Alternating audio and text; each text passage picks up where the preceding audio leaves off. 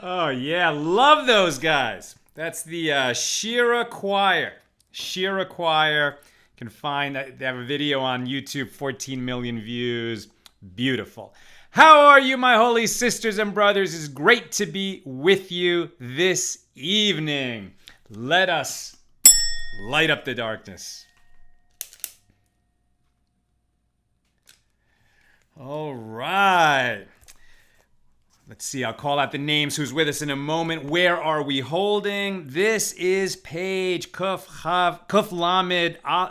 Lamed Aleph, page 131, chapter 19. We're still studying Mishnah number 1. Who's in the house with us? Boy, Facebook changed everything today, but it seems to be working. Okay, Yehudit Sobel says shalom from Florence, South Carolina. James Roth from Indianapolis. Vaughn Billow says shalom from Fremont, Ohio. Stephen Giger from Dover, New Hampshire. Paula Schmidt-Klauser says shalom from Chicago. Melissa Eitel-Jurin. Shalom and good evening from Great Neck, New York. Leona Sue Thacker, hello from stormy Southern Illinois. Bill Eldridge from Berkeley saying hello. Sharon Frant Brooks. Lila Toe from Lebanon, New Jersey. Donna Smith from Bahama, North Carolina. Lucy Ron Johnson, hello from Minneapolis. Jaitendra Singh Shaktuat. What is this? I'm new here. You're going to find out soon. John Shore from Sedona. Barbara Ravitz Melanek from Manchester, New Jersey. Tom Beck says Lila Toe from Philadelphia. David Alejandro Aliskowski says Shalom Aleichem from Mexico City. Del DF, bienvenido. And Jaitendra is in from India. So India's in the house. It's great to have you with us. Rochelle Rosen says, good evening. David Alejandro says, Krav Maga Hagana. CJ Davis says, shalom from Chicago. Lindsay Adams says, shalom from Ohio. Bob Payne is in the house from Richland, Washington. All right. This chapter 19 started with Rabbi Eliezer. And we're talking about circumcision. And the difference between Rabbi Eliezer and Rabbi Akiva on this issue, both agree that a circumcision overrides Shabbos. When a baby boy has the 8th day of his life fall on Shabbos, we circumcise him on that day because that's the day that the Torah says to do it, the 8th day.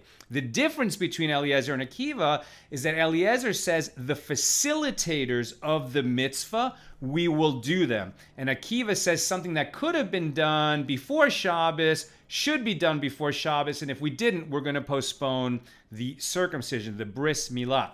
So what are the facilitators of the mitzvah? The first example that's given is the scalpel itself. If the scalpel wasn't there on site where the circumcision needed to be done, Rabbi Eliezer says we carry it on Shabbos, even though it's a Torah prohibition to carry on Shabbos. This is, of course, in a community that lacks an Erev. An Erev is a legal structure that we make around the community so people can carry on Shabbos as if they were all living in one communal private property.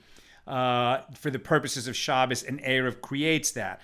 But if a community doesn't have that, we cannot carry in the public domain more than 4 cubits, nor bring the object in from the public domain to the private domain.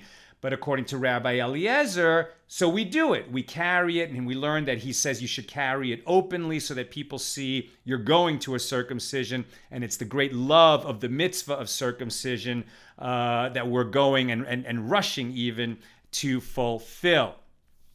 And then Rabbi Eliezer, his permission to override Shabbos in order to honor this mitzvah goes even further, that if we don't have a scalpel for whatever reason in this town, we would even cut trees, burn the trees, create charcoal, fire up the blacksmith's forge, and manufacture the scalpel all on Shabbos so that we can do the bris on Shabbos. Rabbi Akiva says no to all of those things. The things that could have been done before Shabbos must be done before Shabbos. But if, for example, the moil, the one who is the ritual circumcisor, requires boiled water, or boiling water, I'm not saying that he does, but if it's something that he needs the water freshly boiled, that we would do, because you can't boil the water before Shabbos if what you need is freshly boiled water. So, and the law is like Akiva, right? So we don't override Shabbos for the facilitators of the mitzvah, just for the mitzvah itself. Now, yesterday at the end of the class, we had a question come up in the comments, and I think it was Brandon Sullivan who brought up the point that when the Jews, when the children of Israel were wandering in the desert, they did not practice circumcision. And I said, what? I mean, I just had not heard that. I obviously had read it and forgotten it because it's in the Talmud, not here in our tractate Shabbos. We're on page 131 of tractate Shabbos now. That teaching is spelled out in tractate Yevamos. What was the page number? I looked it up before. You can find it. It's easily Googled. But the story is that, when the Jews came out of Egypt, so we weren't circumcising when we were slaves in Egypt. We were prevented from doing that. But even the night before we left, a lot of people circumcised themselves then, and certainly once they left Egypt. And when they had the first Passover, right, because the Torah wasn't given yet when we left Egypt, but the command to put the blood of the Passover lamb on the doorpost so that the angel of death would skip those homes, pass over those homes, and the slaying of the firstborn, right? And so we ate already that day, and then we went out, and then in the second year, by then we had the Torah, and nobody can eat the paschal offering, the paschal lamb or the paschal kid. You can have a lamb or a goat or a sheep on Passover, but a Jewish man who's not circumcised is not allowed to partake of the Passover offering. By the second year that the children of Israel were in the desert, they were doing that. Okay, so everybody was circumcised and was prepared for the Passover offering. But then we had the episode of the spies, right? The spies were sent into the promised land just to see what would be the best path when we enter. And they brought back, 10 of them, this negative report that the land is beautiful, but it's occupied by giants, and there's no way we're going to be able to conquer it. This was a terrible report. It was ridiculous. It caused a panic among the people. Made no sense. God just brought the people out of Egypt with, incredible signs and wonders, the 10 plagues, parting of the sea. God's self appears at Mount Sinai. Why would they have that doubt and that fear? It was ridiculous. And God didn't like it. And God decreed that this generation is going to die out in the wilderness. And they wandered in the wilderness for another 38 years. during those 38 years, they did not circumcise the newborns. They didn't circumcise the newborns, and therefore those kids and they never were circumcised, and therefore this whole generation that was born in the desert couldn't eat of the Passover offering when Passover came around each year. Why? Why? I mean, the Torah was given directly to these people. They didn't hear it from their fathers, right? This generation was in the desert. Why? Moses was there with them. God's presence. God said that pillar of cloud was there all the time by day and the pillar of fire by night. The clouds of glory were over them, guarding them from the fierce desert sun. Why were they not circumcising? And the sages teach because they never knew whether they were going to be traveling that day or not, right? When the cloud arose, when the pillar of cloud arose and moved on, they broke camp and everybody headed out and they went to the new place that God indicated. They never knew what day they were going to be moving. Sometimes they stayed in one place for a day, sometimes a week, sometimes a month, sometimes years. They were in one of those stops for 19 years, but they still never knew whether they would head out the next day or not. And because they might travel any day, and it was understood that you need 3 days to recover from a circumcision before traveling, they couldn't do the circumcision for that reason. It also had two more important, key, crucial effects. Because they never knew which day they were going to start, because they were being fed manna, which they gathered every morning just for that day, on Friday they could gather for 2 days. But certainly God could have said, okay, you know what, at the beginning of the month, I'll give you a month's worth of manna. But God didn't do that. It was always day to day. It was a day-to-day existence. And so that generation came to understand intimately, physically, not as an intellectual idea, but as an ever-present, physical, tangible idea that they depended for everything on our Father in heaven. We do too. We just delude ourselves. It's an illusion for us that everything that we do and everything that we are comes from our own hands. Of course, we have to work hard. That's what happened because of Adam and Eve, right? When we were kicked out of the desert, out of Eden, out of Gan Eden, out of the Garden of Eden, okay, we would have to get our bread, right, by the sweat of our brow. We have to work in this world. Nevertheless, every opportunity that we're given, every blessing that is showered upon us, and they're showered on us constantly, comes from God. And we're meant to understand that. Now we learn it from Torah. The people in the desert knew it intimately. And they lived that way for the full 38 years until that whole generation of their parents who came out of Egypt and yet lacked the faith because they panicked when the spies told them, oh yeah, we're never going to be able to conquer that land. And they believed it, that they needed to die out in the desert and it would be their children who would enter the promised land. When they reached the promised land, and Moses would not enter with them, so their new leader was Joshua.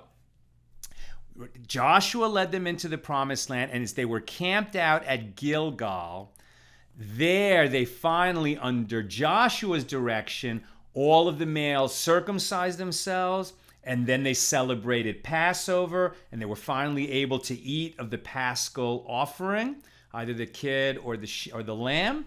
And then the next day, the manna stopped. Once they entered the land, they ate the produce of the land, and then the manna stopped. So that's why circumcision was not practiced in the desert. I just didn't know that. I didn't believe it yesterday, but Brandon was absolutely right. I looked it up after yesterday's show, and I wanted to share that with you. All right, let's get back to our page 131 in Tractate Shabbos. So this chapter is introduced talking about circumcision, and we learn that Rabbi Eliezer teaches that the facilitators of the circumcision override the restrictions of Shabbos. Yes? Something wrong? Are you still get to the adoption day stuff? I'm doing it. About the Egypt. Yeah, I'm going. Okay, so pardon me. I've been told to get back on topic. All right, so I've just got lost my train of thought there. Okay, so Rabbi Eliezer's permit is very extensive, his permission. But the sages don't agree with Rabbi Eliezer, and we hold like Rabbi Akiva. And yet we begin with his minority opinion. And on today's page, we're going to trace out his minority opinion and see what its implications are for other mitzvahs. Now, what's fascinating about this is we don't hold like Rabbi Eliezer on a whole, on all these mitzvahs that we're going to talk about today. We don't hold like Rabbi Eliezer, and yet we're going to spend this entire daf tracing out how he derives his opinion. So even then, the sages didn't hold like Rabbi Eliezer. This is not something that was overruled at a later time. They ruled differently than him. The majority were different than him. Why do the sages of the Talmud, right? So the sages called the Amoraim, the later sages after the Mishnaic period, why do they spend so much time tracing an opinion that they don't agree with? It's tremendous respect for Rabbi Eliezer. So, who was Rabbi Eliezer? Rabbi Eliezer was the son of Hyrcanos, a very rich man. He grew up, in the palm of luxury. He had a bunch of brothers. They were all rich. They helped their father in their father's business, who owned many fields, lots of property, all kinds of businesses, and they were all being raised to sort of carry on the family business. The family was completely secular. Eliezer grew up in a home where he did not even know how to say the most basic Jewish prayer, the Shema. And somehow, by the age of 20, he had developed such a thirst for the wisdom of his people, for the faith of his people on his own. It just sprung up in him that he said, I can't do this. This is not for me. It's not who I am. I'm going to Jerusalem and I'm going to learn Torah because I'm not going to learn it here. His father said, if you go to Jerusalem to learn Torah and turn your back on the family business, I will not give you 1 cent. You're on your own. And Eliezer said, so be it. And he went up to Jerusalem with not a penny in his pocket. He came to the yeshiva of the sages in Jerusalem. It was Rabbi Yochanan ben Zakkai who was running it. This is when the temple was still standing, very late in the Second Temple period. And he just said, I'm here to learn, I need to learn, I want to learn. And he didn't know anything, but they could see that there was something about him. He was upper class, he was classy, he was very well spoken, he spoke many languages, he was educated, but he had no Torah education. And he was determined, and he just kind of, he made them take him just from his determination. But he had no money with which to even pay for his food while in Jerusalem. So he was homeless. He was sleeping outside. He was eating food off the dirt ground, like dirty food. And he was like that, just starving himself, eating whatever trash he could find for 8 days. And finally, Rabbi Yochanan ben Zakkai noticed what was going on with this kid. He's obviously brilliant. There's something wrong with him. He's dirty. His breath smells from the trash that he's eating. He inquired and he figured out what was going on with him, that he had just no sustenance. And so Rabbi Yochanan took care of him and took him into his home and fed him properly and said to him that just as your breath now smells from the garbage, from the dirt that you're eating, so may your Torah eventually spread out through the land like a sweet aroma. He could see that Rabbi Eliezer was destined from greatness, even from those first 8 days of his learning in the yeshiva in Jerusalem. And of course, Rabbi Yochanan was right. Within 3 years, Rabbi Eliezer had distinguished himself so much, he learned so fast, that at the big holiday lecture, a lecture that was given by the star student of the yeshiva for the assembled crowds in Jerusalem, not just the other students, but huge crowds came to hear the lecture by the star student. They picked Eliezer to give that lecture, and he did not know that his father was in the audience that day. His father had come to Jerusalem to say, enough is enough. I thought you would just come back. You went off to Jerusalem to whatever you needed to do, but you didn't come back. And his father was fed up, and he went to Jerusalem to tell his son that he was going to be formally and officially disinherited from all that wealth that Hyrcanus was going to pass on to his sons after he died. But when he saw his son giving this lecture and the honor that was paid to him by the masses in Jerusalem, he realized that his son had followed his heart to a great cause and had acquired for himself, through his own work and diligence and extreme hard work in his studies, had acquired for himself a great name as this promising Torah scholar. And he realized that his son was right. And he was so convinced by the honor that was being paid to his son by the greatest, most prominent people in Jerusalem, that he said, you know what? I was completely wrong. And not only that, now I see that you're more worthy than all your brothers. In fact, I want you to be my sole heir, and then you can decide what to do with the property after I'm gone and who to bestow it to with regard to your brothers. And of course, Eliezer said, no, I don't want that. If you want to keep me in the inheritance, beautiful, but I should have the same portion as my brothers, the same as my brothers. Eliezer would go on to become one of the most important sages in our history, one of the most important rabbis in the Talmud. His teachings are cited in at least 300 different places, including on the first page of the Talmud. He was what's known as a Shemuti. He was a member of Beis Shammai. He was one of the followers of the Academy of Shammai, as opposed to Beis Hillel. And Shammai and the followers of Shammai were known for their strict adherence to the truth, whereas the followers of Hillel were just more attached to compassion and kindness and understanding. So the rulings of Shammai, we have this understanding that when the Messiah comes, the law will be like Shammai. In all the places where Hillel and Shammai dispute each other, the followers of Shammai dispute the followers of Hillel. But this was a characteristic of Eliezer that he would have all his life. He was totally dedicated to the truth. And when he would identify a truth in Torah, he wouldn't bend just because the majority said that he was wrong.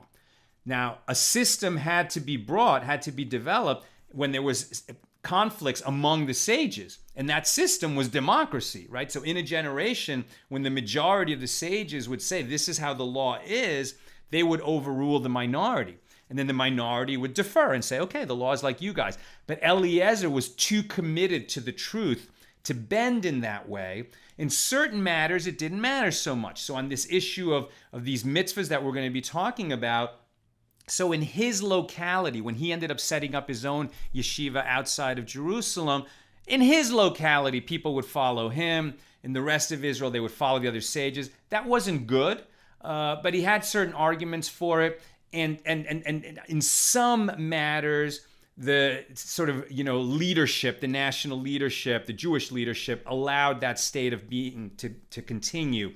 But on the bigger and more important matters that affected people's everyday life, they said no. And as we'll learn quite a bit later in our Talmud journey, there was an epic battle between Rabbi Eliezer and the Nasi later in his life, who was Rabban Gamliel.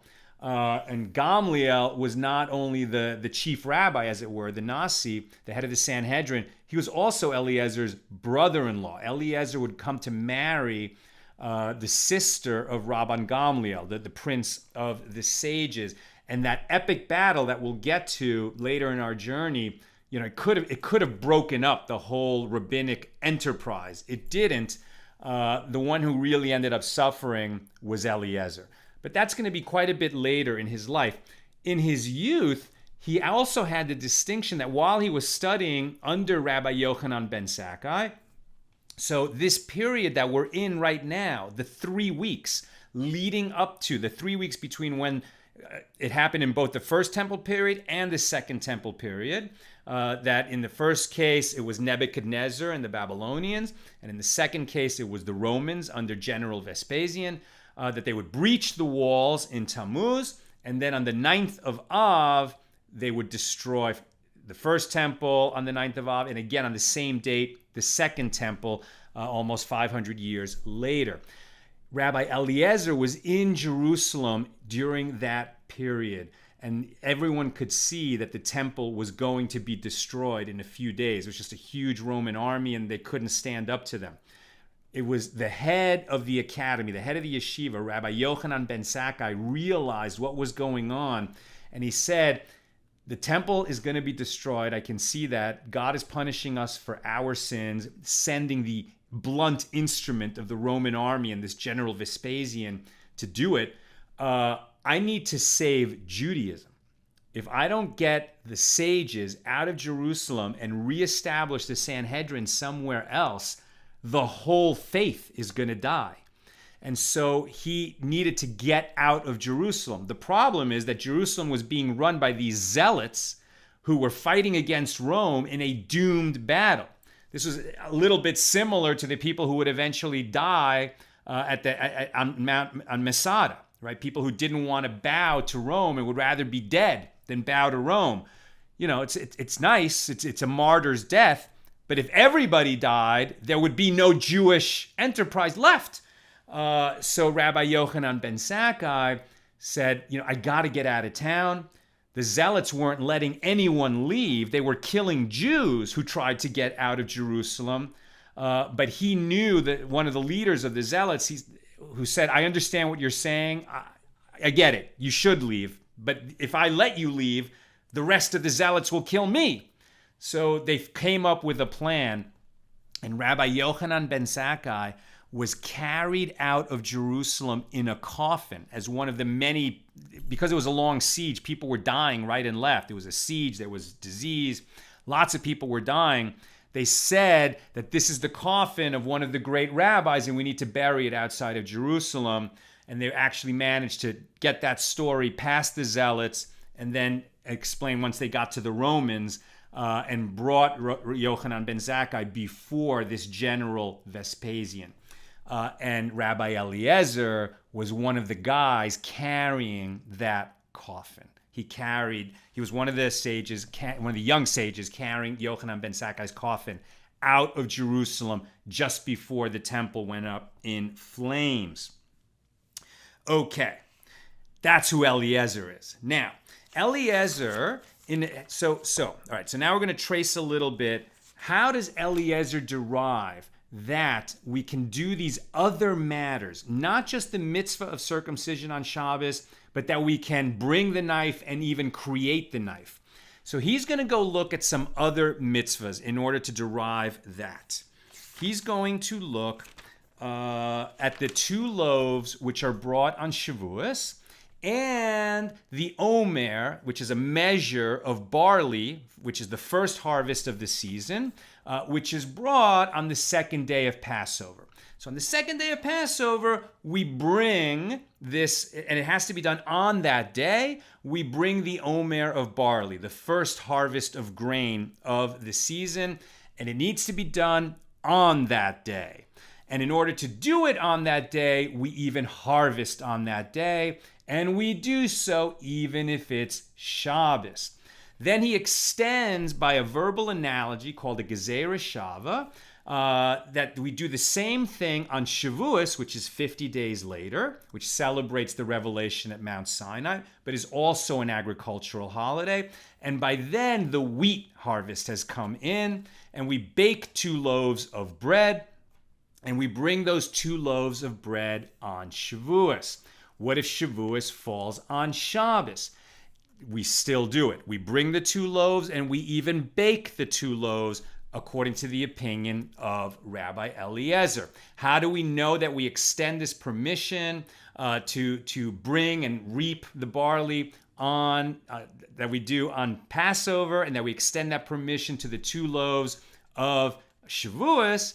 Is because, and this is very important to understand, the gezerah shava, which we can translate as a verbal analogy, is one of the hermeneutical principles, the principles of learning out laws. This is part of the oral tradition, that we learn out laws from the written Torah that aren't spelled out, but are implied, right? There's certain laws that we wouldn't know because they're not written out explicitly, but in order to know how to practice our religion on these holidays, we have to figure out, well, what do we do in these situations? Do we bring it on Shabbos? Do we not bring it on Shabbos? Etc. And a Gezerah Shava says, well, if there's a superfluous word in the description of one situation in one part of the Torah, and there's a similar related situation but not the same, and that same word exists in that other passage, and it is superfluous there as well. In other words, the law in each of those two places could have been taught without this superfluous word. So then the superfluous word is there to build a bridge between those two laws. And some of the matters which apply in one case apply to the other. Now, modern rabbis or later rabbis or even rabbis of the Talmudic period, they can't bring out their own Gezerah Shava. Just because a word appears in two places doesn't mean that you can necessarily make that linkage. The Gezerah Shava is only applied because there was a tradition received from teacher to student going all the way back to Mount Sinai that yes, these two passages are linked, and then what are the particulars that link them? That's what we're going to argue about. But to create a linkage just because a word occurs in two places, we don't do. There has to be a traditional basis to link two passages, and then the manner and the how and the ins and outs and the nuances is what the sages are going to argue about. Okay, so now what we have is that Eliezer has learned out from the omer of barley brought at Pesach and the two loaves brought 50 days later, and that the word bringing occurs in both places, and that they're brought on that day. This is going to come up several more times. When it says in the Torah, brought on that day, okay, so that teaches us that even if it's Shabbos, we're going to do that thing, right?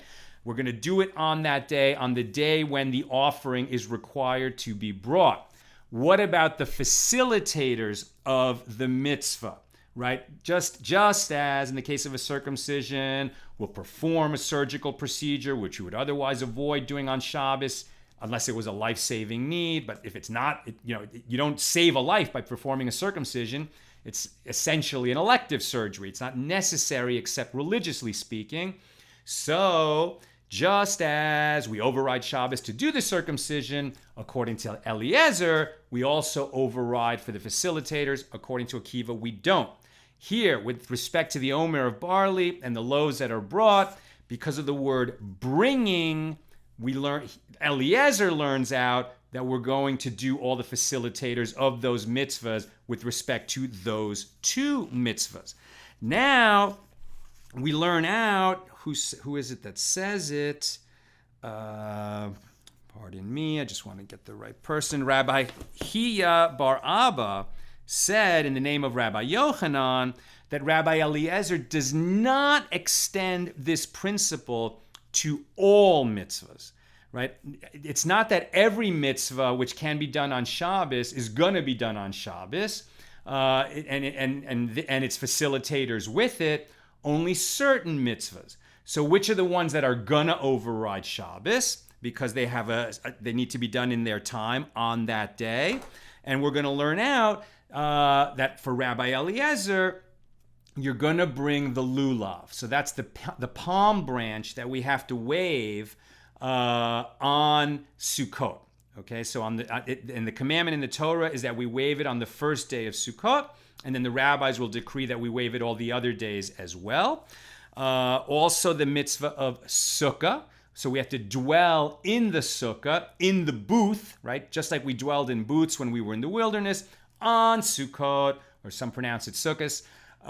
We have to dwell in a sukkah, in a temporary structure outside our house, to teach us that everything is fragile in this world and we only live because we are blessed by God to have anything that we have. And we learn that intimately when we dwell, taking at least our meals, all our meals in the sukkah during that fall holiday of Sukkos. And some try to even sleep there every night as well. So we're going to override Shabbos to do those mitzvahs, and according to Eliezer, the facilitators of these mitzvahs as well. Also matzah, to have matzah on Passover, and blowing the shofar on Rosh Hashana. Okay, blowing the shofar on Rosh Hashana. In all these cases, Rabbi Eliezer says we not only do these mitzvahs on Shabbos, if it happens to fall out on Shabbos, but we also do their facilitators as well. And so what this page is all about is deriving, like how does he derive that? And how do the rabbis do it differently? But Rabbi Akiva said, but it's not every mitzvah. So which mitzvahs are excluded from this? Tying tzitzis on a garment. So tying these fringes on a garment, on a four-cornered garment. And attaching a mezuzah, the scroll, on the doorpost of a Jewish home. So then I think it's Rabbi Yosef. Hold on. So Rav Yosef says, oh yeah, well those we don't do, and Eliezer doesn't say that we do that, we would override Shabbos for those, because those can be done any day. You don't have to attach the tzitzis on your garment on Shabbos. You could do it on any day. If you have a garment, you need to attach it. If you have a house, you need to attach the mezuzah, but why does it have to be done on Shabbos? Abaye says, well, no, those need to be done as soon as the opportunity comes up to do them. Any day is the right day for them, and as soon as possible. So why don't we override Shabbos to do those? And then Rav Nachman says in the name of Rav Yitzchak that the reason Eliezer excludes those mitzvahs from overriding Shabbos is because actually a person could declare his house or his garment ownerless, right? So it's even though if he has a garment, he has to get tzitzis on it, those fringes. If he has a house, he needs to get a mezuzah on it. But he doesn't really have to do that because he could just say, you know what, I don't own it. I don't own it. I give it away. So there's no pressing need to get those things on the house. But these other mitzvahs, lulav, sukkah, matzah, and shofar, those all have to be done on the day. Those have a time limit. They need to be done on that day.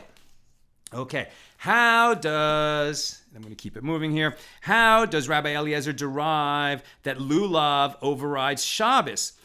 He can't rely on the fact that the omer of barley or the 2 loaves of Shavuos are brought on their day and that their facilitators override Shabbos restrictions, because those mitzvahs are done by the priests in the temple. And the lulav is brought by all people.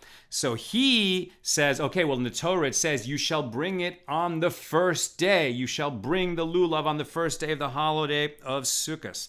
So that's how he says it's got to be on that day. And the rabbis, what do they learn out from this phrase, since they disagree with Eliezer? And by the way, the law is we don't bring the lulav on Shabbos.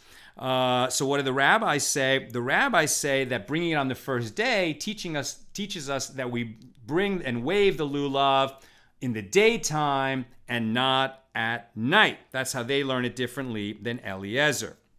And what does Eliezer do? How does he learn that because he doesn't think we wave it at night. So how does Eliezer learn that we wave it by day and not by night? Because it also says that we wave the lulav, that we celebrate Sukkot 7 days. We shall rejoice 7 days. And this teaches us by day and not by night. The rabbis would answer that, well, we dwell in the sukkah for 7 days and 7 nights. We take our meals at night in the sukkah. So we might have thought that we wave the lulav at night also, but we don't. We only wave the lulav by day. Now, could Eliezer have used this approach of justifying the lulav overriding Shabbos in order to justify the other mitzvahs, including circumcision? Answer, no, because lulav has its own particularity. Just as the omer of barley, the measure of barley brought at Passover, and the 2 loaves brought at Shavuos have their own particularity. They're only brought by priests in the temple. Lulav has its particularity that you can't just wave the palm branch by itself. You need 4 species together. You need the palm branch, the myrtle, the willow, and the citron, that fruit. And the 4 things have to be waved together, and that's a unique mitzvah in requiring 4 species in order to perform it. So then we go on. How does Rabbi Eliezer derive that sukkah and its facilitators override Shabbos? And this is because we do it for 7 days. It has to be on those 7 days, and one of them is certainly going to include Shabbos. Other mitzvahs, however, cannot be derived from the sukkah because the sukkah has its own particularities. What is the particularity of the sukkah? Is that we dwell in it day and night. We must do it day and night. What about matzah? We're obligated to eat matzah during Passover. Actually, no, we're obligated to eat matzah on the first day of Passover and to not eat leavened bread for the rest of the time. You don't have to eat matzah on every day of Passover. You must eat matzah on the first day of Passover. That's when it's a mitzvah to eat the matzah. What is particular about matzah? Both men and women are obligated to eat the matzah. Women are not obligated to wave the lulav. They're not obligated in the sukkah in the same way as men. Why? Because women are not bound by time-bound positive commandments. Women are understood to be naturally holier than men. They don't need to do all the mitzvahs that men do.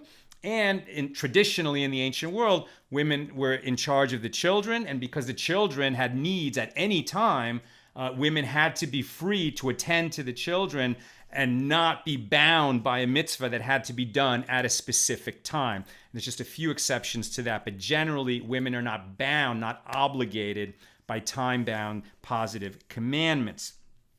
Why? Yes. What about shofar? Shofar also, it says in the Torah, you will blow it on that day, meaning on Rosh Hashana. In fact, there's 100 blasts that we're obligated to blow on Rosh Hashana. It has to happen that day. The sages will disagree with Eliezer. If Rosh Hashana falls on Shabbos, we don't blow the shofar. We get all the holiness that we need on Shabbos from Shabbos, even with respect to shofar. Rabbi Eliezer would have brought the shofar on Rosh Hashana. Again, the Torah says you shall blow it on that day. What is unique about the shofar that we can't learn out the other mitzvahs in our discussion from the provisions of the shofar? The shofar is unique in that it causes remembrances of the Jewish people to be brought before the Holy One in heaven and sort of remind him, we're really not worthy. You might want to punish us. You might want to get rid of us because we sin so much. This is our frame of mind on Rosh Hashanah as we really contemplate all our transgressions and prepare to atone for them 10 days later at Yom Kippur. But please, God, remember how much you loved our ancestors. They were so much worthier than we are. So just in their merit, please forgive us for our sins. And the shofar is part of those remembrances, right? So shofar is very special and unique in that. Also, the shofar is understood itself. Blasting the shofar is not labor. That is not work. That's considered a skill, not work. But carrying the shofar to the synagogue or to the place where it would need to be blown, that's one of those facilitators that Rabbi Eliezer would permit and the rabbis prohibit. The rabbis say on that day, meaning that calendar day, that rabbis learn from that it has to be blown during the day and not at night, whereas Rabbi Eliezer would say on that day means you have to do it on that day even if it's Shabbos. Okay. And how does Rabbi Eliezer learn? If he says that on that day teaches that we have to do it on that day even if it overrides Shabbos, how does he learn that we have to do it during the day and not at night? He looks to the shofar that's blasted during Yom Kippur Day in the Jubilee year, the Yovel, which comes every 50 years. Every 50 years in ancient times, there would be a special blast, and then all Jewish slaves would be liberated as soon as they heard that blast of the shofar. And anybody who had sold a field from their ancestral heritage, they could only sell it for the years remaining until the Jubilee year. And when the Jubilee came, that shofar would blow, and then the fields, the property would revert to the distribution of land that was made when Joshua and the children of Israel entered the promised land, and the land was distributed after they went through the wars of conquest to, win the land and have it. So it could be given out and everybody could live in peace and farm the land. Okay. I just want to read here, make sure I'm saying what I want to say. Okay. Now, all these mitzvahs share a quality that once their day is passed, they can't be made up, right? You can't blast a shofar Rosh Hashana after Rosh Hashana has passed. That's why you would think we would do it even if it fell on Shabbos. The rabbi said, no, we're not going to desecrate Shabbos by bringing the shofar to synagogue. You could say, well, they could just leave it in synagogue so we could blow it, since blowing it itself is not a labor. But it was a rabbinic decree, and they prevailed over Eliezer's opinion. And that's why we don't blow the shofar on Shabbos, and we don't wave the lulav on Shabbos. At any rate, all these mitzvahs that we've talked about in our discussion so far, if you don't do them on the day, their day has passed. But with respect to circumcision, where this whole conversation opened, if you don't circumcise on the 8th day, you could still circumcise on the 10th day. Why are we going to override Shabbos to circumcise on the day that the Torah specifies? Why don't we just wait so that we don't desecrate Shabbos? And indeed, that's what we do if the baby, has jaundice or has some particular physical or medical need that would say it would be a little bit, even if it's even a tiny bit risky to perform the procedure on the 8th day. So then we don't do it. We don't do it on the 8th day. We do wait. And once you've postponed it, then even once the baby's back to full health, you do it on the first day available. That's not Shabbos. We only override Shabbos to do a circumcision when we're performing it in its time, on the 8th day. So why is the 8th day important?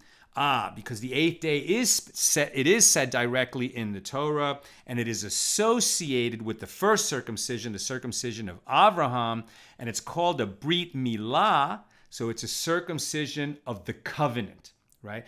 When a Jewish male is circumcised, it is to be physically bound to the covenant. It is 100% associated with the covenant, and the covenant between God and Abraham and the descendants of Abraham is a covenant that is mentioned 13 times in the passage of Abraham's circumcision. It is that important, and that's the unique aspect of the circumcision, and that's why we can't learn out all those other mitzvahs from the permission given in the case of the circumcision. And that's why each one of those mitzvahs needed to be studied independently, carefully. Rabbi Eliezer concluded that the mitzvah and its facilitators override Shabbos. The rabbis disagreed with him, and we hold like the rabbis. But we spent this whole page and all this time understanding Eliezer's opinion because the rabbis held him in such high regard, and to teach you the general lesson that we listen, we are interested in, we respect, and we analyze carefully minority opinions.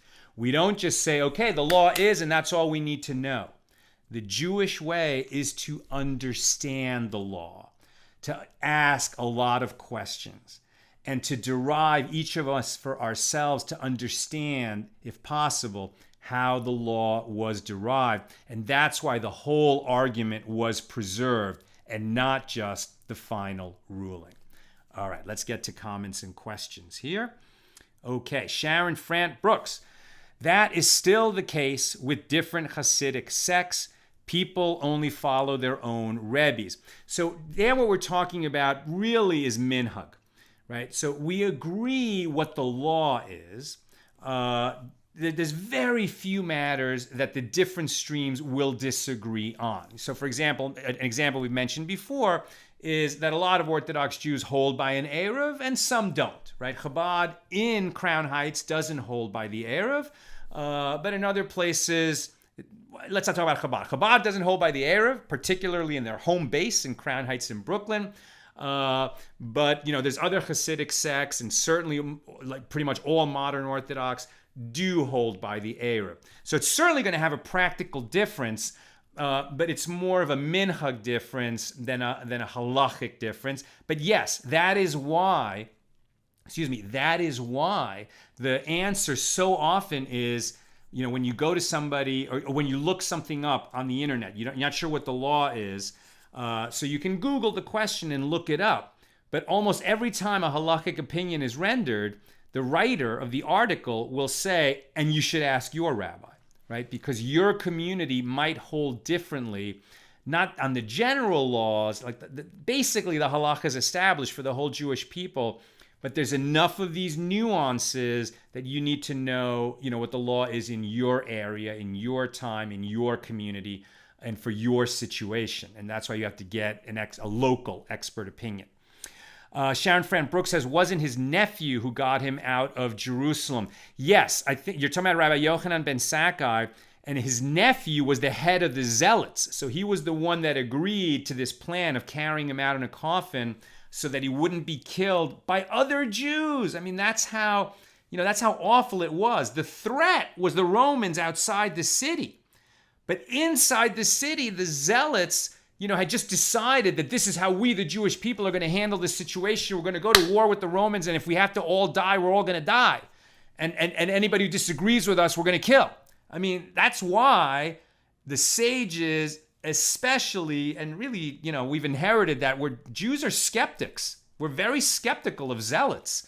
And we inherited it from that, right? So, we do talk things out, and we don't accept a zealot's opinion, an extreme opinion that's going to endanger life. We never accept that, right? Anything that's going to endanger life, maybe it has to be done, but we're going to arrive at that decision methodically and with our sages leading the way, not just listening to some military zealot.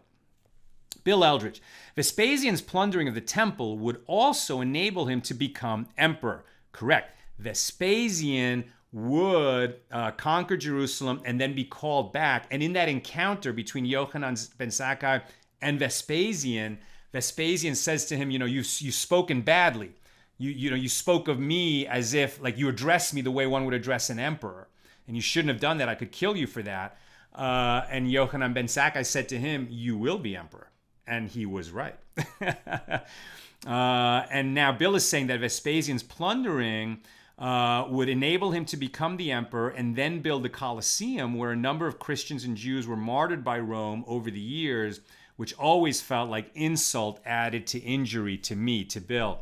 Exactly. Vespasian got summoned back to Rome to become emperor before the temple was destroyed.